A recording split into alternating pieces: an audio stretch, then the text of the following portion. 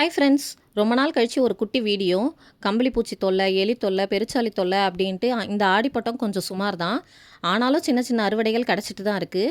கீரைகள் சைடு பார்த்திங்கன்னா சூப்பரான அறுவடை கிடச்சிட்டே தான் இருக்குது. ஒரு 2 நாள் முன்னாடி கூட ஒரு சின்ன அறுவடை எடுத்தோம் தோட்டத்திலேருந்து.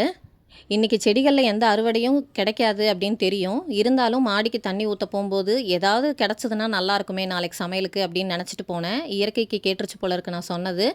சுக்கிட்டி கீரை அறுவடை தான் கிடச்சிது. கீரையை விட காய்கள் நிறையவே கிடச்சிது. ஒரு டபரா நிறைய மணத்தக்காளி காய்கள் கிடச்சிது. இவ்வளோ காய்களை பார்த்துட்டு சும்மா இருக்க முடியுங்களா? ஒரு சட்டியில் நல்லெண்ணெயை ஊற்றி நல்லா காஞ்சதுக்கப்புறம் ஒரு கைப்பிடி நிறைய பூண்டு, சின்ன வெங்காயம் இது எல்லாத்தையும் போட்டு நல்லா வணக்கிட்டு, அதுக்கப்புறமா மணத்தக்காளி காயும் போட்டு நல்லா வணக்கிட்டு, தேவையான அளவுக்கு புளி தண்ணியில் கொஞ்சமாக மஞ்சத்தூள், மிளகாத்தூள், அப்புறம் உப்பு இது எல்லாத்தையும் போட்டு நல்லா கொதிக்க விட்டு இறக்கிறதுக்கு முன்னாடி ஒரு சின்ன துண்டு வெல்லத்தை போட்டு இறக்குனா செம்ம டேஸ்ட்டுங்க. சூடான சாதத்தில் நல்லெண்ணெயை போட்டு இந்த குழம்பை போட்டு சாப்பிட்டா அமிர்தம் தான்.